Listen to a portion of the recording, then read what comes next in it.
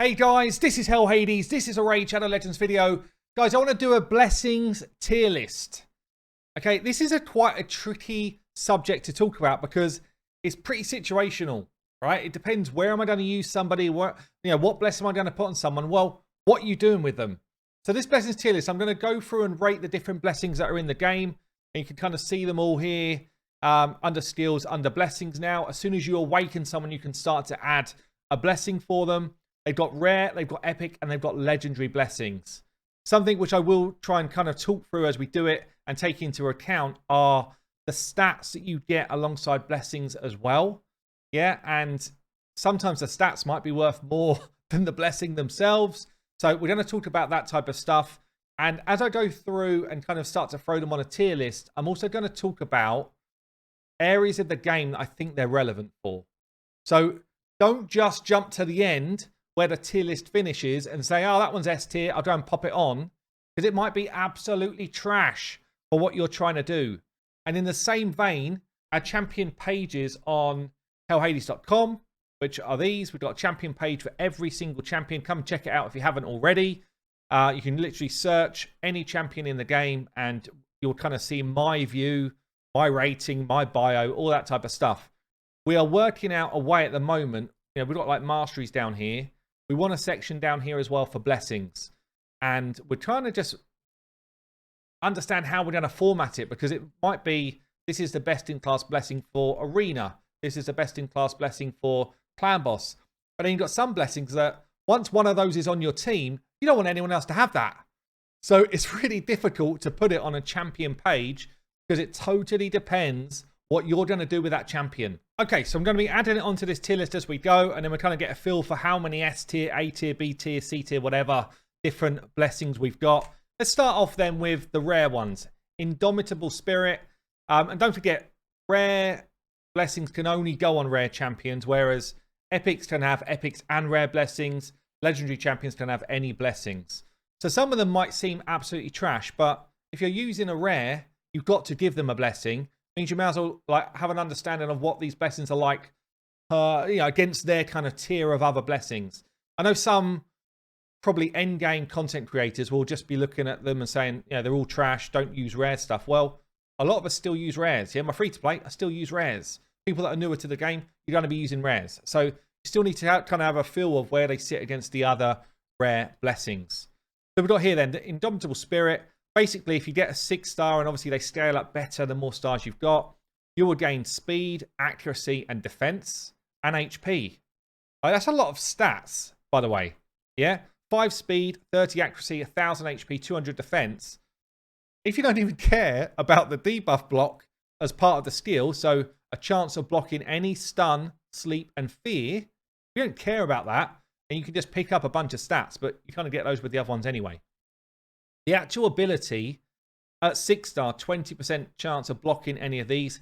It's really an arena ability. But yeah, I mean, at 20%, mainly an arena ability, it's a pretty trash one. We're not going to be looking at that as a kind of like go-to. So I'm thinking that's straight up C tier, one of the worst of the rare blessings. Okay, let's move on to the next one. Miracle Heal.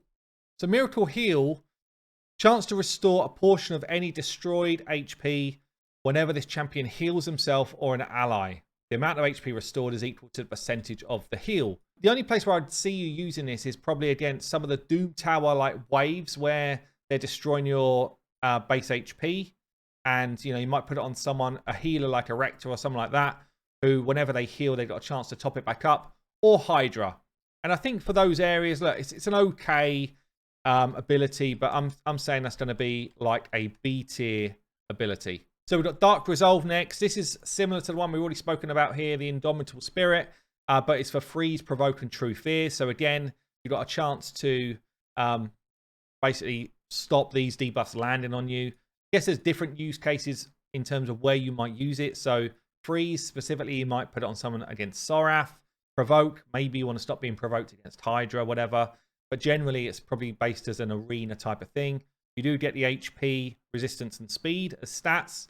But ultimately, again, at 20% chance of blocking those specific debuffs, pretty trash. I think that's going to be C tier. Next one up, Phantom Touch. This is quite an interesting one, I think, for a rare. So a chance of inflicting bonus damage to one enemy whenever this champion hits enemy targets. The bonus damage is proportional to this champion's attack. It tells you a bit later, yeah? When hitting multiple targets, only one enemy will receive that bonus damage, and it's on a 1-turn cooldown. And you've got a high awakening bonus, so a chance of inflicting a second instance of bonus damage as well. Now, the way this actually works, it takes your base attack and it multiplies it by 5 as like the bonus damage amount, and then it will ignore 30% of the target's defense as the hit. It can do a decent amount of damage. This is actually quite strong for a rare champion, especially if we're talking about, you know, like long fights, like clan boss and stuff like that, because it's like a mini War Master hit. Any kind of boss encounter, it's like a mini War Master hit. Of course, there's better stuff for legendary champions, but for a rare, actually not bad. I could see this being used for like fast finite teams where you're forced into using Renegade, and Renegade just does that kind of extra bit of damage, extra little War Master hit when she's going up against a finite boss. But for me, that is going to be one of the best rare abilities. And I'm putting it in A tier.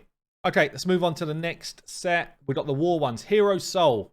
So this one increases the damage inflicted to bosses and their minions according to the number of living enemies, which is kind of a funky one. So basically, you get additional damage for each enemy, and it scales up. So look, I think the best use case for this is going to be Cold Heart and Spider. Yeah, all of the stats that you gain are Cold Heart. Lovely stats, crit damage, speed, attack. Plus, you're up against a lot of enemies. Yeah, so if you're up against like 10 plus enemies in Spiderlings, then she's going to be pumping out an extra, like, what, 30-odd% damage. And I think it's probably slightly worse than Phantom's Touch in terms of damage for general content, but a similar type of feel to it. I think we're going to be looking at another A-tier ability there. Okay, Faultless Defense. I think this is actually a really cool skill in the right situation. So this champion receives less damage from each subsequent hit from multi-hit skills. The damage reduction increases with every additional hit. Okay, so you gain HP, you gain resistance, you gain speed. Most of them are kind of similar around stats. But a 6-star, you get 35% damage reduction per hit. So you're looking to obviously be dealing with multi-hit abilities here. I don't really think this is arena, albeit you could use it in the arena. You know, if you've got like, I don't know, like Hefrax coming in with double hits, Trunder's double hits. Most of the damage we deal with, I guess, you know, like Leo's double hits. There's quite a few double hitters. So the second hit, you get a decent amount of damage reduction from that. Yeah, and it might be that you put it on someone like a reviving champion, potentially. But I think there might be better ones out there, honestly. But if you think about Clan Boss, when you're up against any affinity other than Void, you're being hit 4 times.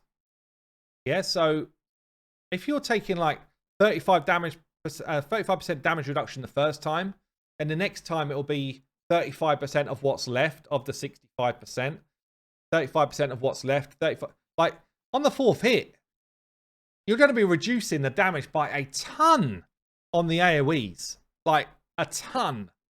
So I feel like that could be pretty interesting to test. I've not tested it in full, but I feel like that could be a really fun one to play around with. And I think it's actually an A-tier ability, but again, depending on the situation. Okay, let's move on to the next one. Onto the Chaos ones. Carapace. So this champion will receive less damage when under these different debuffs.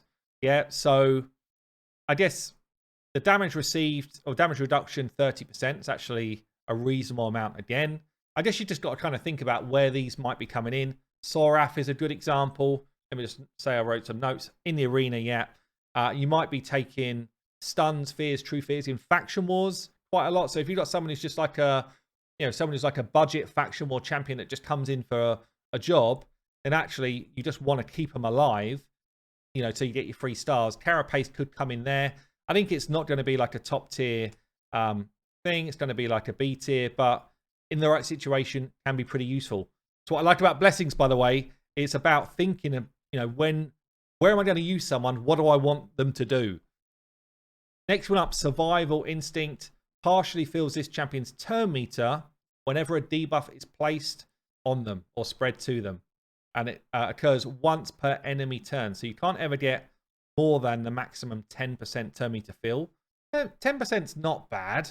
I'd say it's basically an arena ability, and it is for, I would say, go second teams. Yeah, so if you're not expecting to win the speed race, you're trying to get someone to sort of punch on their speed to then push you into a decent place.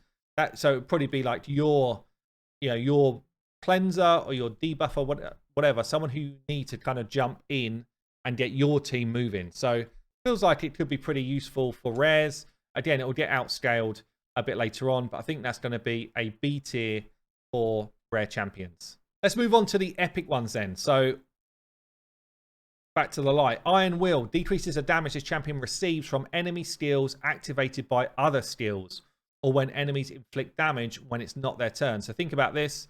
Activated by other skills, so things like ally attack. If you've got blenders coming at you in the arena, it's going to reduce the damage that you take.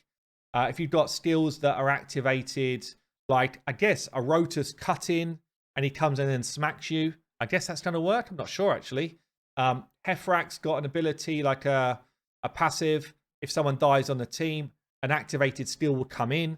Yeah, so it's quite situational, and I think there's probably better ones out there than this. You do get speed, resistance, HP, and defense. It's okay. It's basically an arena ability because you're choosing who you're up against when it's going to go on. I don't think it's top tier, though. I think it's going to be a B tier ability. Heavencast. Debuffs placed by this champion's default skill, so A1, will ignore a percentage of the target's resistance.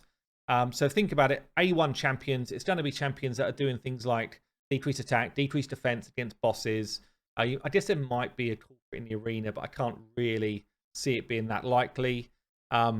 Maybe Hydra, if you're trying to get some important abilities away. Maybe Sorath. Certainly Iridoff, placing a decreased attack against Iridoff with A1 is one of the most important things that you can do. And I think this could be used against a champion that's built to do that. Overall, I don't think it's going to be used in a ton of places, but ignoring 40%, if you get a 6-star again, of the target's resistance is pretty massive, and you get some nice stats along the way as well. It's going to fall into B tier. Onto the dark ones. Cruelty. This is a juicy one. Whenever this champion hits an enemy, decreases their defense until the end of the round. Occurs once per hit.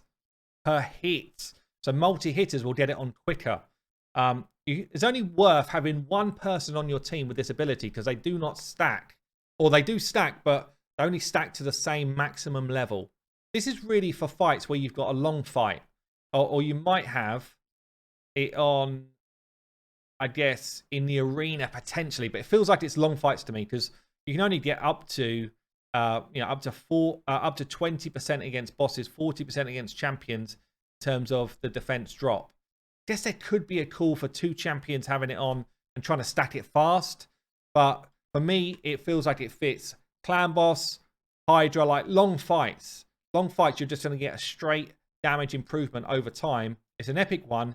It feels pretty damn legendary to me. It feels like a really good ability, and you get good base stats alongside it as well. I think it is for your damage dealers, albeit you could put it on non-damage dealers because they're still going to get the stacks away. It's just per hit. It doesn't matter how hard you hit 4. They're still going to get the stacks away, and you're better off just putting it on people that hit a lot of times, I think. If you've got someone who's doing like a triple hit, they're going to stack it up quicker than someone doing a single hit. I really like this one. Cruelty is going to be a S tier. First S tier of the group. Let's move on then. Lethal Dose. One thing as well, Cruelty does stack with other drop defense type stuff. So there is, I'm just going to read here some notes that Sash gave me on this one. Basically, you want 1 Cruelty on your team for something like a clan boss, but we'll get to another one in a minute called Crushing Rend. It will stack alongside that, which is pretty interesting. So yeah, Lethal Dose. Increases the damage enemies receive from poison debuffs. You like that? Cool! Placed by this champion in the arena.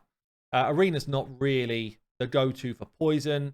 There could be some funky use case with like a Zabi or something, but for me, it's trash.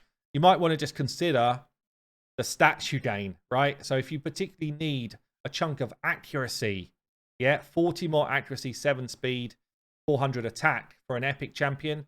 I guess we'll see what other ones there are, but that could be the difference between your Madame landing something and not. And you just ignore the ability completely, potentially. But yeah, lethal dose for me, as it is an ability, C tier.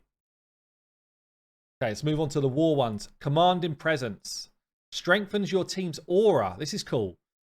It's basically an arena ability, right? But I guess you could use it outside of the arena. Yeah, if you just want to straight up improve an aura outside of the arena, it's not a terrible thing to do. Only one person can have it and make it work, and it doesn't stack with the legendary version, which we will see in a bit. So if you've got a legendary, you obviously want to use that. But if you're kind of newer to the game, you've got yourself a Gorgorab, and you want your arena aura to be better, then this is almost like a must-have. Yeah, so your champion will get speed as well. You'll get some resistance and health, and then you'll get a 35% improvement to your aura. Like, if I get this on my Gorgorab, damn, I'm absolutely taking it. So yeah, Commanding Presence. If there wasn't a legendary version, it would be S tier, but because there is, it has to drop into A tier. But I'm kind of like, maybe it's S tier anyway. Maybe it's S tier anyway, actually, because not everyone's going to have that legendary champion. I'm going to leave it as S tier. Comment below, do you agree with that or not? Chainbreaker. At the start of this champion's turn, a chance of removing a bunch of debuffs placed on this champion. Only activates if this champion is under any of the debuffs, and it's on a 3 turn. Whenever this champion is hit by an enemy whilst under any of the debuffs mentioned, chance of partially filling this turn meter, again, once per hit. So you've got accuracy in this one as well, plus HP defense. 25% chance of filling this champion's turn meter when hit. 15% chance of removing the debuffs. So probably a bit like I just spoke about, maybe this is just straight up better than I said earlier around the accuracy for someone like a Madame Cerie, with the good stats to go alongside it as well, plus a little bit of additional benefit. You do need to be a bit careful with Arena of, you know, random people just getting turn meter fills and throwing out your speed tunes for Arena. I think the actual ability side of it, the percentage chance for it to happen are probably too low for it to be like a really strong ability. I think all in all, probably going to be a, which one was it? Chainbreaker. Probably going to be a B tier blessing for me. Okay then, on to the Chaos Epic ones. We've got Crushing Rend. Each round, a number of this champion's hits will ignore a percentage of the target's defense. Anything ignoring defense is pretty OP in the game, honestly. The percentage of ignored defense depends on the level of the target. So the higher you are through the game, the more defense you ignore. Yeah, I just wanted to show you a quick example. I did pull this up before. Left it on here. Here we go. So I'm on the Raid Stages tool where we look at, gone to Raid Shadow Legends, Raid Stages tool. I can select any content in the game and it will tell me what I'm up against, right? So Fire Knight, level 25, we're up against level 350 enemies. Clan Boss, we're up against level 250 enemy. Yeah, so just bear that in mind, level 350. So when you get to a 6-star here, you ignore 1% of the enemy's defense for every 10 levels. So for that Fire Knight example, we're ignoring 35% of every enemy's defense. In that Clan Boss example, we're ignoring 25% of the Clan Boss's defense, and it stacks with that other one I mentioned earlier, Cruelty. So yeah, this could be one of the best ones in the game, the right sort of situation. You do get good stats as well in terms of speed, attack, crit damage, all that type of stuff. So yeah, Crushing Rend, it's going to be an absolute S tier ability, banging up there. Okay then, Incinerate. Increases the damage inflicted by HP burns. Nice. In the arena. Useless, trash ability. Again, we do have accuracy and some good stats in it, but I just can't see that this is an arena mechanic. Feels like it's just both of the poison one and the arena and the HP burn one. I feel like they should just be outside of arena, and then we maybe got an ability. So that one is going to go as a C tier. Right, we're on to the legendary ones now. Intimidating Presence, very similar to the aura one I spoke about before. This one just makes your team's aura stronger. It's insanely good. It's going to be one of the best PvP ones. You only need one of them in your team. There's no point having more than one. So yeah, put it on your Arbiter or whoever you want if you want to be a speed team. This is about going fast. Or don't forget, this can also strengthen your resistance aura or, whatever. So you can use it actually outside of arena. It's not like it's an arena only. But the second part of it, where you weaken the enemy's aura, it only really works for arena stuff. You put these two together, overlapped.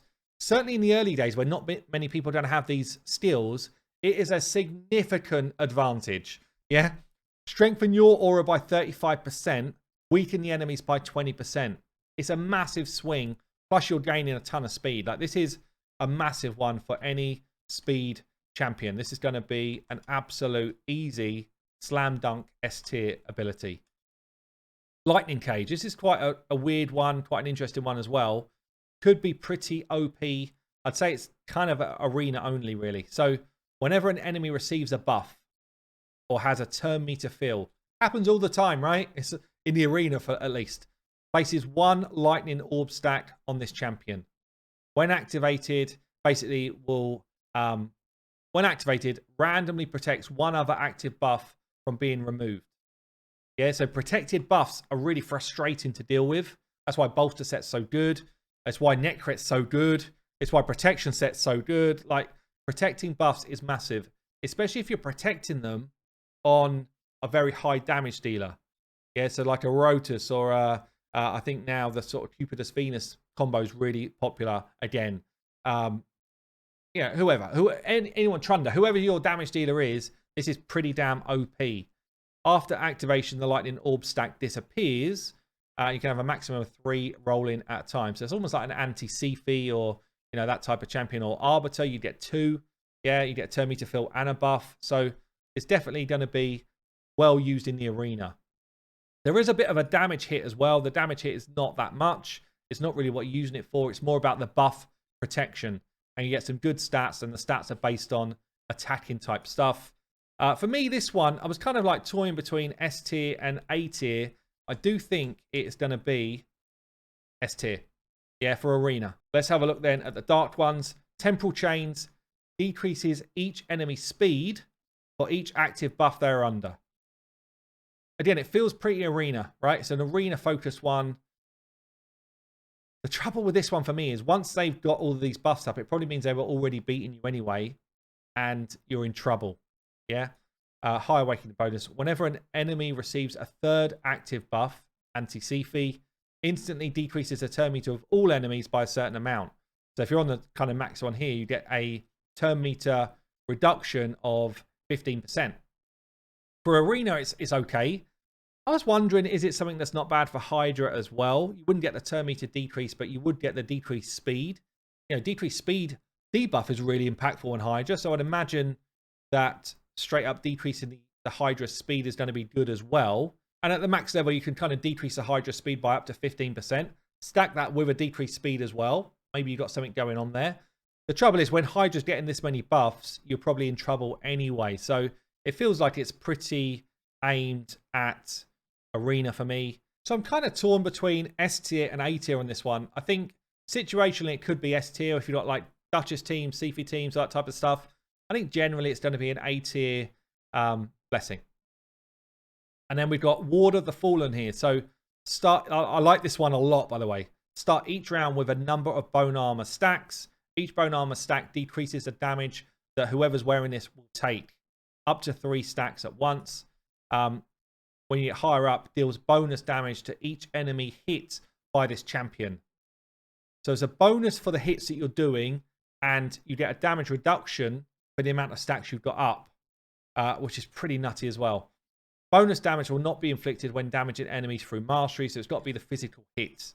Yeah, and then this is what it does at max level. So you get 3 bonus stacks, and you decrease damage received by 30% per stack. I mean, it feels to me like this one is perfect for a go second arena team or a slow arena team. Again, a bit similar to what I spoke about with the Lightning Cage. Putting it on your damage dealer who is going to be slow. Or too macabre.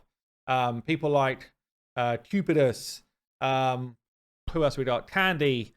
I don't know. Any of those kind of ones where you're kind of throwing them into a go second team. You don't want them to be killed, so the bone armor is just reducing the damage you take by a ton. And Then when you unleash, you've obviously got your own damage to deal. The actual damage part of it's not that great. It's the damage reduction, which is the cool part of this one. But yeah, for me, Ward of the Fallen is S tier. Okay, onto War. Life Harvest.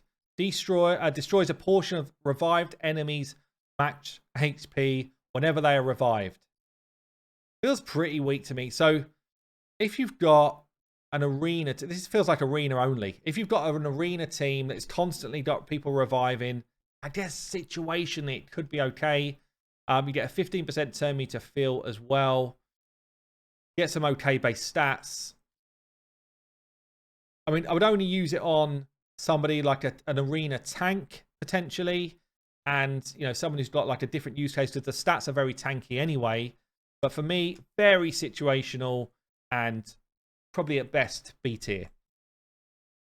Then got Soul Reap. So this one is cool. When this champion hits an enemy and decreases their HP to a certain threshold, a Reaper appears. I showed this one in a video already, and basically executes. They can be kept alive if there's like an ally protection out or some other way of shielding them, but it's pretty cool. So you gain good stats here: speed, crit damage, attack. You've also got this thing. So when someone drops to 20%, that's when the execute comes in. If you hit them with this, and 100% chance of placing True Fear if somehow they don't die. So if you're trying to go fast, if you're trying to be a speed team in the arena and you want to kill stuff, then absolutely this is the #1 in the game for me to take. The Soul Reaper, speed teams in the arena, absolutely S tier, best one in the game as far as I'm concerned. Okay, on to the last two then. So Polymorph, this one was really cool. I've seen some fun videos of this, by the way, with just enemies constantly being reshaped, which is funny to see. So a chance of placing a sheep debuff on enemy champions for 2 turns whenever they place debuffs on this champion, or remove or steal buffs from them. I'm just wondering, like, Mighty Uko opens out with a whole bunch of buff steal potential. He could just be sheep straight away. This cannot be blocked or resisted, so no accuracy required to do this. I don't know if there's any accuracy required on any of this stuff, honestly. Whenever a sheep debuff expires or the sheep is defeated, the affected champion will return to battle with half health. So the person wearing this will get good stats in terms of defensive stats, and you go up to a 20% chance of placing that sheep. That's the letdown, really. The chance to place the sheep is way too low to eat up a legendary slot. I'm sure there's going to be some stuff down the line where we see some fun things in the arena, or some disgusting things in the arena where like 4 of your team have got polymorph up, and you know, obviously everyone's got that 20% chance to roll it. Basically, there's just sheep against you. You'll find a whole team of sheep. I'm sure it will happen, but I think in terms of actual practicality, it's going to be B tier. So final one then, Brimstone. Whenever this champion attacks, each hit has a chance to place a smite. It's a new debuff that goes on the enemy.